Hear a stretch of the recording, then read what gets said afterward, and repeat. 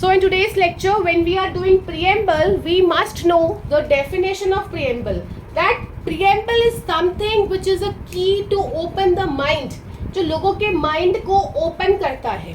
जब हम for example constitution की बात कर रहे हैं, इन कॉन्स्टिट्यूशन हम जब देखते हैं इतना बड़ा प्रिएम्बल है, उसमें बड़े सारे वर्ड्स यूज है, सोशलिस्ट, सेक्युलर, डेमोक्रेटिक एटसेट्रा. तो हमें बताता है कि हमें कॉन्स्टिट्यूशन में इन प्रिंसिपल्स को फॉलो करना है.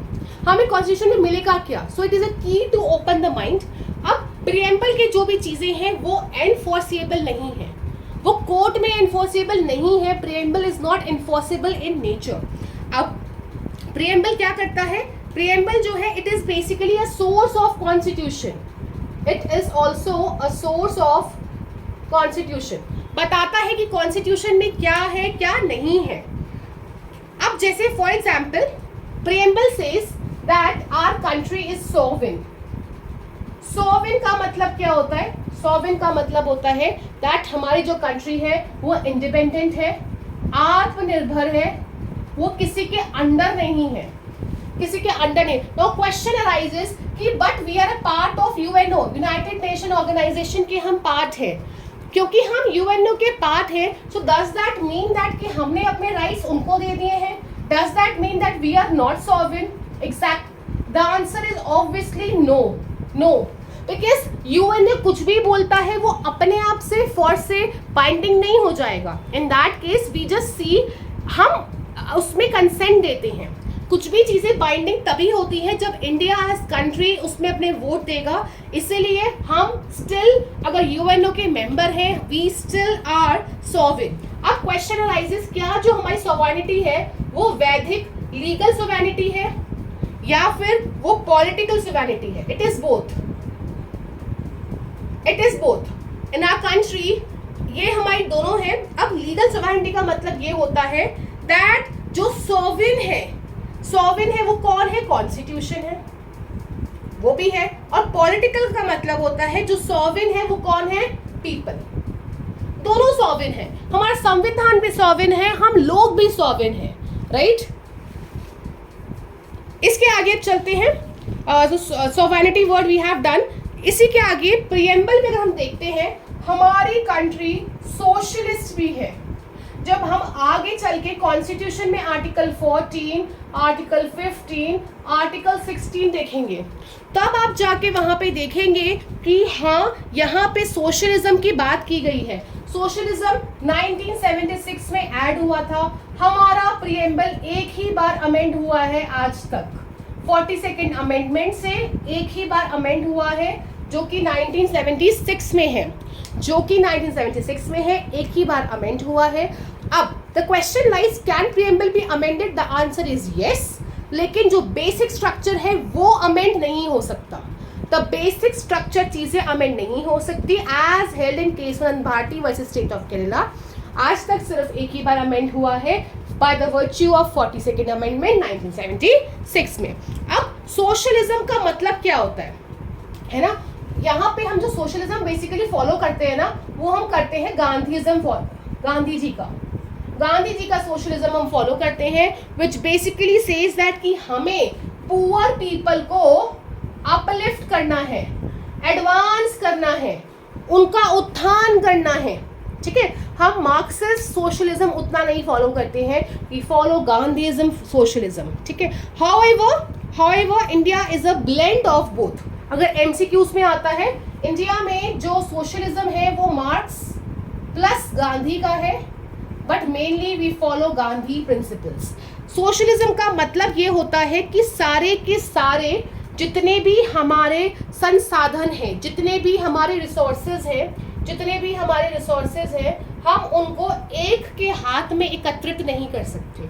हम उनको सिर्फ एक के ही हाथ में एकत्रित नहीं कर सकते. ठीक है, that has to be distributed. उसको हमें डिस्ट्रीब्यूट करना है, राइट?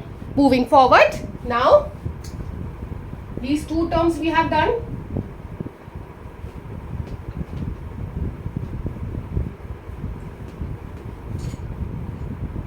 Now next term, हमारी कंट्री सेक्युलर भी है. सेक्युलर का मतलब क्या होता है?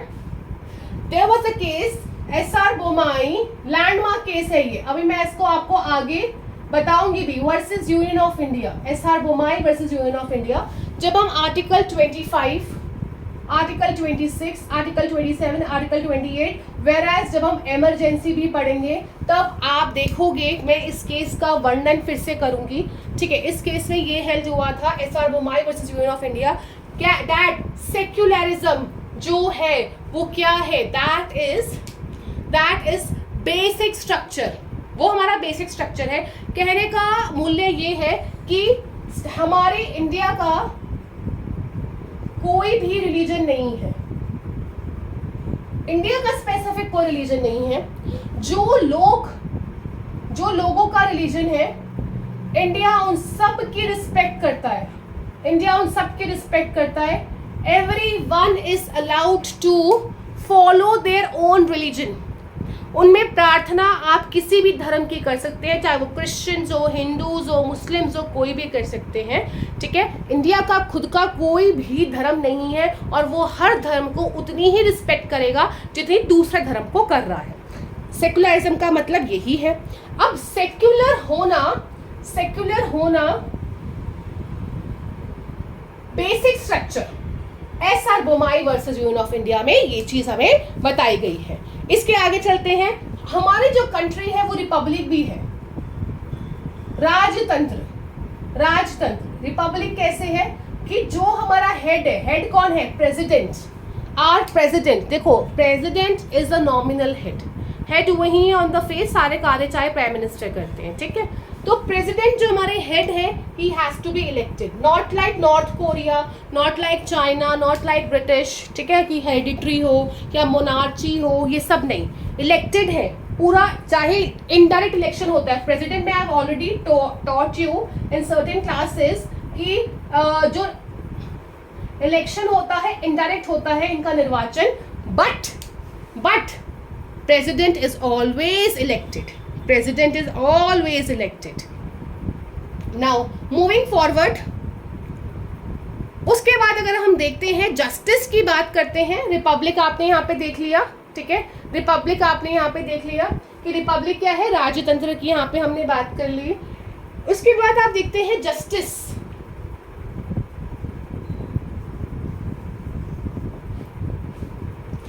जस्टिस भी होना चाहिए हमारी कंट्री में, in India we should have justice also. अब जस्टिस कैसे होगा, जस्टिस होगा 3 तरीके से, आप ऐसे याद कर सकते हैं, सेप, सामाजिक, सोशल, अर्थशास्त्रिक, economic, and it has to be political also. Justice का मतलब क्या होता है वो आप ज्यूरिस में पढ़ेंगे, ठीक है। जस्टिस का फेयर ट्रीटमेंट करना, जस्टिस का मतलब क्या होता है, फेयर ट्रीटमेंट करना। सो यहाँ पे यदि हम देखते हैं तो जस्टिस सोशल भी, इकोनॉमिक भी एंड पॉलिटिकल भी। उसके आगे चलते हैं, लिबर्टी, स्वतंत्रता। एक चीज ध्यान रखिएगा, पूरी बेयर एक्ट में कहीं पर भी लिबर्टी वर्ड यूज नहीं है, फ्रीडम वर्ड यूज्ड है, सिर्फ और सिर्फ प्रीएम्बल में लिबर्टी वर्ड यूज्ड है। सो आपको liberty is something which is more than freedom. Freedom में ना आपको रीजनेबल रिस्ट्रिक्शंस मिल जाती हैं। डिफरेंस क्या है दोनों में, फ्रीडम में आपके कुछ रीजनेबल रिस्ट्रिक्शंस होती हैं, लिबर्टी इज समथिंग जहां पे कोई भी रिस्ट्रिक्शन नहीं होगी, ठीक है। So these are the terms, liberty is also used. उसके आगे चलते हैं, इक्वालिटी भी है, समता, समानता, equality, justice, liberty. Next is equality, equality दोनों चीजों में है, अपॉर्चुनिटी अवसर में भी है, समानता जो है आपके अवसरों में। जैसे कि फॉर एग्जाम्पल अब आप कंपटीशन में लड़ रहे हैं तो जो एलिजिबल है हर कोई इस कंपटीशन में बैठ सकता है, राइट, हर कोई इस कंपटीशन में बैठ सकता है। So there has to be equality as well. Now आगे चलते हैं इसके। अब सबसे इंपॉर्टेंट वर्ड लास्ट जो बचता है वो इज फ्रैटर्निटी, भाईचारा। ये वर्ड किसने यूज किया, डॉक्टर BR अम्बेडकर। ये MCQs में आता है, ठीक है। Doctor B R Ambedkar use this word, जिन्होंने बोला कि यहाँ पे हम जो भी बातें करते हैं, यहाँ पे हम जो भी बातें करते हैं, जैसे कि फॉर एग्जांपल हम बात करते हैं सेक्युलरिज्म की, सोशलिज्म की, एक्सेट्रा एक्सेट्रा, हम जो भी बातें करते हैं उनका मेन मकसद क्या है? सब लोगों में आपस में भाईचारा होना, सब लोगों में आपस में भाईचारा होना ही मेन मकसद है, ठीक है। Now the question next arises is can preamble be amended? Although मैं आपको आंसर दे चुकी हूँ। अब हमारा प्रीएम्बल फोर्स में कब आया? अच्छा एक चीज और, जो फ्रैटर्निटी है वो हमने कहाँ से लिया है? फ्रांस से लिया है। हमारा प्रीएम्बल फोर्स में आया 29 नवंबर 1949, ठीक है जी। 26 नवंबर 1949 इज एन अडॉप्ट हुआ हमारा प्रीएम्बल। अब इसके आगे चलते हैं, कैन प्रीएम्बल बी अमेंडेड? क्या हम प्रीएम्बल को अमेंड कर सकते हैं? देखिएगा, पहला आपका केस था इन रे बेरुबारी, ठीक है। इन रे बेरुबारी का जो केस था उसमें ये चीज हेल्ड हुई है कि that preamble can not be amended. See that preamble is not part of our constitution. हमारे संविधान का प्रीएम्बल जो है वो पार्ट नहीं है, हमारे संविधान का प्रीएम्बल जो है वो पार्ट नहीं है। वो किस केस में हेल्ड हुई थी? इन रे बेरुबारी। बट उसके बाद हमारे पास केस आया which is your Kesavananda Bharati versus state of Kerala, जिसमें साफ साफ बताया गया कि प्रीएम्बल जो है वो हमारा पार्ट है कॉन्स्टिट्यूशन का, ठीक है। This thing you need to know. अब कुछ एमसीक्यूज हम और कर लेते हैं। गोलकनाथ केस बहुत इंपॉर्टेंट रह चुका है। Golaknath versus state of Punjab, Golaknath versus state of Punjab. इसके ना चीफ जस्टिस भी पूछते हैं, हु इज जस्टिस सुब्बाराव। इस केस में ये हेल्ड हुआ था कि जो प्रीएम्बल है, प्रीएम्बल में संक्षिप्त में नटशेल में हमारे संविधान कॉन्स्टिट्यूशन के कल्पनाएं हैं, आइडियाज हैं, ठीक है।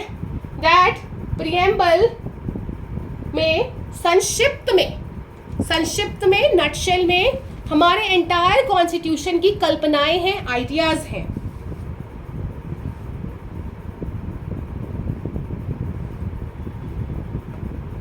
सी मेजर पोर्शन जो है हमारे कॉन्स्टिट्यूशन का वो कब फोर्स में आया? 26 जनवरी 1950। बट हमने अडॉप्ट कब किया था? 26 नवंबर 1949। इस दिन भी कुछ आर्टिकल्स जो है वो फोर्स में आ गए थे, बिल्कुल आ गए थे, ठीक है। इसके आगे और जो कुछ चीजें चलते हैं, आपसे ये क्वेश्चन पूछते हैं कि ऐसा कौन सा स्टैट्यूट है जो कि प्रीएम्बल लेस है। बहुत सारे स्टैट्यूट्स बोल देंगे वो, ठीक है। Answer basically is government of India act 1935। You must know government of India act 1935 का प्रीएम्बल ही नहीं था, it was a preamble less statute, ठीक है। आई होप मैंने आपको प्रीएम्बल के रिगार्डिंग काफ़ी चीज़ें कवर करा दी हैं, इंपॉर्टेंट केस लॉज बता दिए हैं। This is it about preamble, right.